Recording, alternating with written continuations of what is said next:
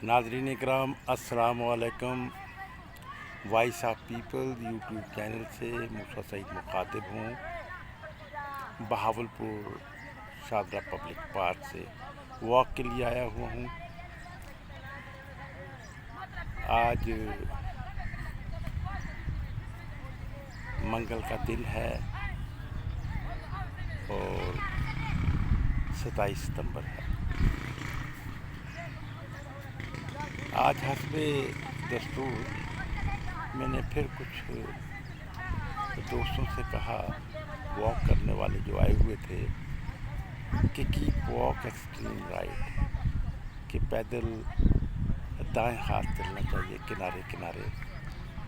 तो मुझसे पहले एक भारी मौलाना लेफ़्ट हैंड ही तस्बीह हाथ में लिए चले आ रहे थे।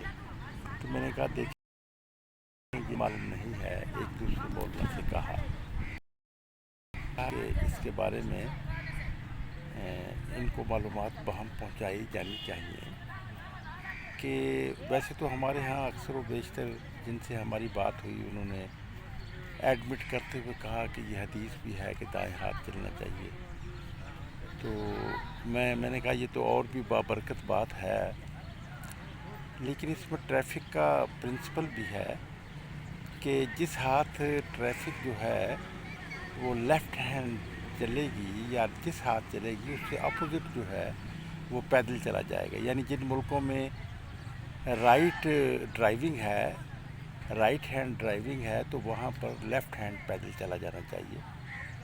और जिन मुल्कों में लेफ़्ट हैंड है ड्राइविंग, तो वहाँ पर पैदल जो है वो राइट हैंड चला जाना चाहिए। इसका मकसद ये है कि पैदल चलने वाले को आगे से आती हुई गाड़ी भी नज़र आए।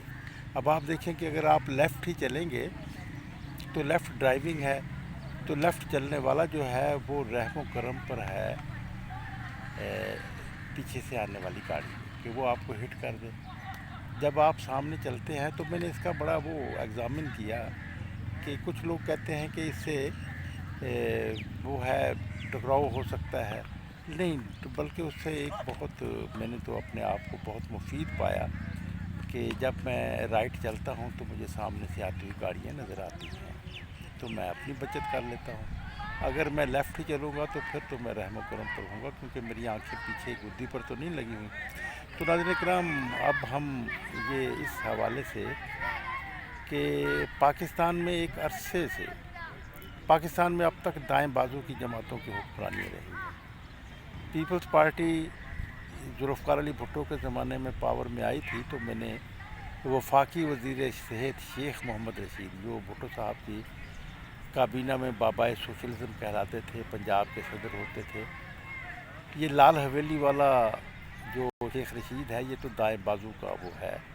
वो जो कि शेख मोहम्मद रशीद था वो GHU की प्रोडक्ट नहीं था, GHU की प्रोडक्ट नहीं था, ये अवाम की प्रोडक्ट था, सोशलिस्ट ख्यालात थे, बाबाए सोशलिज़म कहलाता था। तो उसने बहुत से कारनामे अंजाम दिए जुल्फ़िकार अली भुट्टो के ज़माने में। जेंडर स्कीम थी। फिर वालेकुम सलाम जनाब। बेग साहब, आप कैसे हैं? आप ठीक हैं? कागज़ का हवाई जहाज बना के उड़ा देते। हाँ हाँ। हम देखते भाई मूसा सही में कागज़ का हवाई जहाज बनाया उड़ाया। चीन, अब ये देखो चीन का तोहफा है। हाँ हाँ। ये चीन का नहीं जी, ये साइंस का तोहफा है। ये साइंस है ना उनके बस जिन अंदर। लोगों, हम साइंस में पीछे हैं, हम असल में हमारे यहाँ जो मजहबी असरात ज़्यादा गालिब रहे, हाँ हाँ तो अमरीकियों ने कोशिश की कि यहाँ पर इन्हें पसमानदा रखा जाए, हाँ। क्योंकि हमें ज़हनी तौर पर पसमानदा रखेंगे तो फिर उनका हम पैदावारी यूनिट बने रहेंगे। यस, यानी यस। हमें वो इतनी तरक्की देते हैं जितनी उनकी ज़रूरत है। यही बात है। अच्छा, यही अब बात। हमें हमारे यहाँ देखें, फिर अमरीकियों ने इस्तेमाल भी तो खूब किया। हाँ वो कहते हैं हमने जहाद अफ़गानिस्तान करवा लिया, बंदे इनके मरवा दिए, दुश्मन हमने अपना मरवा दिया। दुश्मन ये कह रहे थे तीसरे दिन हम तो अफगानिस्तान पे झंडा लगा दें। ओए अल्लाह के घर में दे रहे हैं, अंधेर नहीं अंधेर। लगा के दिखा। तो बात ये बेग साहब हैं हमारे, ये मुगलिया ख़ानदान की यहाँ पे निशानी बावलपुर में भी हैं। तो उसमें मैं आप से ये गुजारिश कर रहा था कि यहाँ पर वो शेख रशीद साहब से एक दफ़ा मैंने पूछा था جب وہ جینڈر اسکیم کے بارے میں بہت متحرک تھے، تو اب آپ دیکھیں کہ 43 سال پہلے انہوں نے یہ ایک سوشلسٹ ایک انہوں نے پروگرام دیا تھا پاکستان میں دوائیوں کے سستی لوگوں کو فراہم کرنے کے حوالے سے. تو وہ ایک مہم چلائے ہوئے تھے. تو میں نے ایک روز انہیں، میرے دوست تھے، وہ سینئر تھے مجھ سے، تو میں ان کے ایک شاگرد کا وہ بھی رکھتا تھا، مقام رکھتا تھا، میں ان سے لرن کرتا تھا، مجھ سے عمر میں بہت بڑے تھے ان دنوں. تو وفات پا گئے. تو میں نے ایک دن جب وہ جینڈر اسکیم کے بارے میں جسے اب انڈیا نے اڈاپٹ کیا مقام کے ساتھ ساتھ، تو وہ جینڈر اسکیم کے بارے میں یہ کہ جینڈر کے یعنی اصل نام سے دوائیوں کو فروخت کیا جائے، برانڈ نام سے نہ کیا جائے، کیونکہ برانڈ نام سے دوائیوں کو کمپنیاں بہت مہنگا فروخت کرنے میں کامیاب ہو جاتی ہیں اور لوگ خریدتے ہیں. تو وہ عام سی دوائی ہوتی ہے جینڈر کے اس کے نام سے، تو وہ سستی، اور مارکیٹ میں انٹرنیشنل مارکیٹ میں جینڈر کی پرائسز بھی بہت کم ہیں کمپیریٹیولی برانڈ اس سے، کہ اگر وہ سستی نہ ہوں تو پھر برانڈ نیم دوائیاں بنانے کی ضرورت نہیں پڑتی. تو اس طرح کی ایک بات. تو انہوں نے ایک مہم چلائی ہوئی تھی. تو میں نے ایک روز ان سے پوچھ لیا، میں نے کہا کہ یہ آپ کی اسکیم تو بہت اچھی ہے، لیکن یہ قابل عمل نہیں ہو سکے گی. کیوں قابل عمل نہیں ہو سکے گی؟ اس لیے کہ ہمارے ہاں نظام تو کیپٹلزم ہے، اور کیپٹلزم جو ہے یہ شرح منافع کی بنیاد پر قائم ہوتا ہے، اور یہ اجازت دیتا ہے بزنس مینوں کو، اور پروڈکشن جن کے کنٹرول میں ہوتی ہے، اگرچہ پروڈکشن تو ورکرز ہی کرتے ہیں، لیکن اوپر سے کنٹرول تو سرمایہ دار کے اس میں چلی جاتی ہے. تو وہ پھر شرح منافع کے حوالے سے اس کو فروخت کرتے ہیں. تو میں نے ایک روز انہیں چمبا ہاؤس لاہور میں جو ریسٹ ہاؤس تھا وہ آئے ہوئے تھے، تو میں نے گھیر لیا. میں نے کہا جی کہ مجھے یہ بتائیں کہ کتنی پاور ہے ہم سوشلسٹوں کے پاس ذوالفقار علی بھٹو کی حکومت میں. میں نے کہا 20%. کہنے لگے نہیں. میں نے کہا 15%. کہنے لگے نہیں. تو پھر میں نے کہا کتنی ہے؟ کہنے لگے یہی 8-10%. تو یعنی 8-10% جو تھا وہ ذوالفقار علی بھٹو کی حکومت جو تھی وہ سوشلسٹ حکومت تھی، جسے بھی برداشت نہیں کیا گیا کہ یہ کیونکہ آگے بڑھے گی.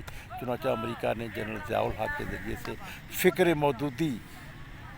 فکر مودودیت رکھنے والا جو تھا وہ پاکستان کی آرمی کا جو آرمی چیف تھا، اس کے ذریعے سے تختہ الٹوا دیا ذوالفقار علی بھٹو. تو اس کے بعد پھر پھر اینٹی سوشلسٹ اقدامات کیے گئے. بہاولپور میں ایک پیپلز ٹیکسٹائل مل بنایا تھا اپنا ذوالفقار علی بھٹو کے زمانے میں بہاولپور میں.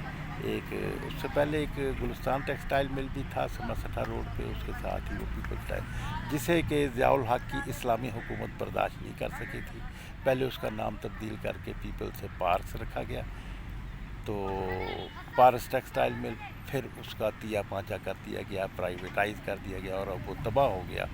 24 خاندانوں کو روزی دینے والا، جو کہ اگر اپنے پروڈکشن کا عمل جاری رکھتا تو وہ اب تک بہاولپور کو وہی ایک ہی کارخانہ جو تھا ترقی کرتے کرتے انڈسٹریلائز کروا چکا ہوتا. تو ناظرین کرام، بات اصل میں یہ ہے کہ ہمارے ہاں حکمرانی جو ہے وہ اپر لیئر کلاس کی رہی ہے، جس کو ہم ایلیٹ کلاس کہتے ہیں. اور وہ ایلیٹ کلاس جو ہے پاکستان میں وہ ریئل نیشنل ایلیٹ کلاس بھی نہیں ہے کہ جس کو قوم سے درد ہو، دھرتی سے درد ہو. وہ گماشتہ ایلیٹ کلاس ہے. اور جس طرح وہ کہا جاتا ہے نا کہ مسلمان کا کوئی وطن نہیں ہوتا، اسی طرح سرمایہ داروں کا تو قطعی وطن نہیں ہوتا. وہ تو پیسے وہاں سرمایہ چلا جاتا ہے، لے جاتے ہیں جہاں وہ محفوظ ہو اور زیادہ بڑھوتری دے رہا ہو، پروفٹ دے رہا ہو، بڑھ رہا ہو، وہاں چلا جاتا ہے. اگر پاکستان کی انڈسٹری جو ہے ٹیکسٹائل انڈسٹری یہاں پر کم منافع ہے تو وہ پھر بنگلہ دیش لے جاتے ہیں، اور پاکستان کے سرمایہ دار تو پاکستان کے وہ دبئی لے جاتے ہیں وہ دوسرے. اب یہ دیکھیں پچھلے دنوں آیا تھا کہ دبئی کے جو ترقی میں جو انویسٹرز ہیں یا جن لوگوں نے پیسہ لگایا ہے، اس میں 10ویں نمبر پر پاکستان کے بزنس کلاس آتی ہے، ایلیٹ کلاس. یہ ایلیٹ کلاس میں، گماشتہ ایلیٹ کلاس میں صرف بزنس مین نہیں، یہ اس میں بزنس مین کے ساتھ ساتھ اس میں ہمارے یہاں سول بیوروکریسی، ملٹری بیوروکریسی تمام اوپر کی اپر کلاس ہوتی ہے جو کہ اس میں آ جاتی ہے. تو ناظرین اکرام، اس میں مذہبی رہنما بھی میں شامل کر لوں گا. اب آپ دیکھیں مذہبی رہنما کتنے طاقتور ہیں کہ آپ کا نیب کا ادارہ عمران خان کے زمانے میں مولانا فضل الرحمان کے خلاف کارروائی نہیں کر سکا تھا. مولانا فضل الرحمان نے کو جب نیب نے بلایا تو اس نے کہا کہ میں جوتے کی نوک پر رکھتا ہوں۔ اسی طرح اب آپ دیکھیں کہ مفتی نعیم صاحب کے 5 ارب 30 کروڑ روپے کے وفات پانے کے بعد ان کے بینک اکاؤنٹ سامنے آئے تو اس کے بارے میں ایف پی آر پاکستان کو یہ توفیق نہیں ہوئی۔ کتنی سوشل میڈیا پہ یہ بات چلی کتنی چلی کہ پاکستان کا ہر شخص جانتا ہے کہ اس بات کو تقریباً واقف ہو گیا، لیکن پاکستان کے قانون جو تھے وہ حرکت میں نہیں آ سکے، اس لیے کہ اوپر کی جو جنہوں نے وہ یہ تحقیقات کروانی ہوتی ہے، کارروائی کرنی ہوتی ہے، وہ تو خود اس میں وہ کلاس ملوث ہوتی ہے، تو وہ پھر کیسے زرداری کے خلاف کارروائی کر سکتے ہیں، وہ کیسے نواز شریف کے ساتھ کامیاب کارروائی کر سکتے ہیں۔ عمران خان صاحب جو کہ آیا تو تھا نظام تبدیل کرنے کے لیے، تو وہ تو مرکوز ہو کر رہ گیا صرف زرداری کے خلاف کہ میں این آر او نہیں دوں گا، نواز شریف کے خلاف کہ میں این آر او نہیں دوں گا، اور خود ہی وہ نیب کے پر کاٹنے کے لیے وہ پھر مشورہ دیتے ہوئے بھی ایک کلیم کر رہے ہیں کہ یہ سرمایہ داروں کو میں نے ہی مشورہ دیا تھا کہ پاور کا اصل مرکز تو جنرل قمر جاوید باجوہ ہیں، تو ان کے پاس میں نہیں بھجوایا تھا کہ نیب سے جو ہے وہ بزنس مینوں کو نکالنے کے لیے، نیب سے جو بیوروکریسی ہے اس کو نکالنے کے لیے کہ نیب کے قوانین، یعنی ایک قانون ہے اور اس قانون میں دو طبقات کو تحفظ فراہم کر دیا گیا کہ ان پر وہ پاکستان کا قانون جو ہے نیب کا وہ نافذ العمل نہیں ہوگا۔ اور یہ کس کے دور میں ہوا؟ یہ تبدیلی کے حامی جو کہتا تھا کہ میں این آر او نہیں دوں گا، اسی کے دور میں ہوا۔ اور پھر جب یہ ترمیم یہ اس کے جنرل قمر جاوید باجوہ کے ساتھ آرمی چیف کے ساتھ میاں منشا کی قیادت میں جو ایک ڈیلیگیشن ملا تھا، اس نے یہ مطالبہ کیا تو اس سے پھر 2-3-4 روز کے بعد پھر امینڈمنٹس جو تھی وہ کروا دی گئی پارلیمنٹ سے۔ تو اس کے بارے میں پھر اس کا کریڈٹ لینے کے لیے سرمایہ داروں میں ہمارے تبدیلی لانے کے حامی جو ہیں اس وقت کے وزیر اعظم عمران خان صاحب کراچی جاتے ہیں، اور سرمایہ داروں کے اپر لیئر کلاس جو تھی ان کے ایک فنکشن میں ان کو ایک استقبالیہ جو دیا گیا تھا وہ ان کے ایک اس میں اعزاز میں، تو اس میں بڑے فخریہ انداز میں کہا کہ دیکھیں میں نے آپ کو نیب کے قوانین سے نکلوا دیا ہے۔ اچھا، اس کے بعد پھر اب جب پاور میں آئے تو اب بہت زیادہ چیخ و پکار کر رہے ہیں عمران خان صاحب کہ جی یہ نیب سے یہ ان کے خلاف جو کیسز تھے جن کو میں این آر او نہیں دے رہا تھا، 150-200 آدمی کے خلاف جو کیسز تھے وہ سارے ودرا کروا دیے گئے ہیں نیب کے قوانین میں تبدیلی لانے کے بعد۔ تو بھائی وہ تو پھر آدھی تبدیلی آپ نے لائے تھے، پھر وہ پاور میں آئے ہیں تو انہوں نے اپنے آپ تو بچانا ہی تھا، تو کبھی کوئی اپنے خلاف بھی کارروائی کیا کرتا ہے۔ تو یعنی ہونا تو یہ چاہیے تھا کہ عمران خان صاحب تبدیلی ایسے لاتے کہ اوپر سے جو ہمارے ہاں جو فنکشن کرتی ہے، ہمارے ہاں بزنس مینوں کی ایلیٹ کلاس یا دوسرے اس کی جو باہر جا کر جزیرے خرید لیتے ہیں اور باہر جا کر انویسٹ کرتے ہیں، وہ جنرل عاصم باجوہ کی وہ پاپا جانی کے حوالے سے جو آپ کے سامنے وہ آئی ہیں، تو وہ تو اب ہم اس کے بارے میں کیا تبصرہ کریں۔ اپر کلاس ساری باہر، اس لیے کہ اس کو انہیں وطن سے زیادہ، ملک سے زیادہ انہیں اپنے سرمایہ کی فکر ہوتی ہے۔ یہ اگر اپر کلاس چاہتی تو اصل میں ہم جو قرضے لیتے رہے ہیں، ایک سسٹم ہے آئی ایم ایف اور ورلڈ بینک سے، وہ قرضہ اصل میں ان قرضوں کا بھی بڑا حصہ جو ہے وہ ایلیٹ کلاس کے ہی کام آیا، ادائیگی عوام کر رہی ہے، اور آئی ایم ایف بھی بجلی کے بلوں میں اضافہ، ریٹس میں اضافہ، پیٹرول کے ریٹس میں اضافہ، اور ان سارے اس کے ذریعے سے عوام سے تو نچوڑا جاتا ہے، اس لیے کہ آئی ایم ایف اپنی جو ان کی اپنی کلاس ہے، جو ان کے لیے کام کرتی ہے، جو ان کے لیے یہاں سے سرمایہ باہر منتقل کرانے کے لیے ایک واسطے کا کام دیتی ہے، جن کے ذریعے سے یہاں پہ سب کچھ وارداتیں عالمی سرمایہ داری نظام کرتا ہے، تو اس کو وہ بچائے گا کیوں نہیں؟ بس سوچنے والی بات یہ ہے، ہمارے ہاں سوچنے عمل ہی کو روکا گیا ہے۔ تو ہم یہ کہتے ہیں کہ خود عمران خان صاحب یہ بات کہتے ہیں کہ میری جو ناکامی کی بڑی وجہ جو ہے وہ الیکٹیبل کلاس ہے، یعنی الیکٹیبل کلاس جو ہے وہ ایجنسیز نے دی یا پھر جہانگیر ترین نے اکٹھی کر دی تھی، تو پھر اس سے عمران خان صاحب نے حکومت بنا دی تھی۔ تو عمران خان صاحب کو پھر یہ ایک بہت بڑا تجربہ بھی ہوا کہ وہ جو تبدیلی لانے کے علم بردار تھے وہ تبدیلی نہیں لا سکے، وہ این آر او جو نہیں دینا چاہتے تھے وہ NRO انہوں نے خود آگے بڑھ کر چھین لیا ہے اور عمران خان کو چت کر دیا ہے۔ تو اب عمران خان صاحب چیخ رہا ہے، جب بار بار یہ کہہ رہا ہے کہ میری ناکامی کی وجہ ایلیٹ کلاس ہے، تو پھر اس کو سمجھ آ جانی چاہیے تھی نا کہ پھر ایلیٹ کلاس کی بجائے پھر ورکرز کو الیکٹیبل بنایا جاتا۔ ورکرز کو تو اس نے اپنے شخصیت کے سحر کی وجہ سے، شخصیت پرستی کے بھاری بھرکم پروپیگنڈے کی وجہ سے ان کو تو بلائنڈ کر رکھا ہے۔ عمران خان صاحب کتنے زبردست باتیں کرتے تھے۔ جان پریکنز کی کتاب جو تھی، جو اکنامک ہٹ مین، اس کا کہ مہاتیر محمد اپنے دوست کے حوالے سے کس طرح باتیں کیا کرتے تھے کہ اس نے میری آنکھیں کھول دی، تو وہ آنکھیں پھر ورکرز کی بھی تو کھولنی چاہیے، ورکرز کو بھی تو پڑھاؤ۔ کتنے ورکرز نے پڑھی ہے جہاں کہ اپنا عمران خان صاحب کے PTI کے کتنے ورکرز نے پڑھی ہے اکنامک ہٹ مین جان پریکنز کی، جس میں اس نے بتایا کہ امریکہ کیسے ہولڈ کرتا ہے، کیسے کنٹرول کرتا ہے۔ میں یہ سمجھتا ہوں کہ یہ کوئی ایسی بات نہیں کہ عمران خان صاحب یہ سمجھتے ہیں کہ اگر میں ایسا کروں گا تو اگر میں الیکٹیبل کا نظام، بھئی باہر سے آپ کو اربوں روپے کی فنڈنگ ہوئی، آپ کا کیس بھی اس وقت الیکشن کمیشن میں چل رہا ہے اس کے بارے میں، تو اس کے بارے میں 8 سال سے چل رہا ہے، اتنی آپ کو فنڈنگ ہوئی اور آپ ورکرز کا الیکٹیبل کا نظام نہیں بنا سکے۔ ورکرز کے پاس ایک ہی تو بات نہیں ہوتی، ایک ہی چیز نہیں ہوتی اور وہ سرمایہ نہیں ہوتا، ورنہ ان کے پاس عقل، فکر، فہم، جدوجہد وہ ان سے زیادہ ہوتی ہے، بس ان کو پالش کرنے کی ضرورت ہے، ان کو تربیت یافتہ بنانے کی ضرورت ہے۔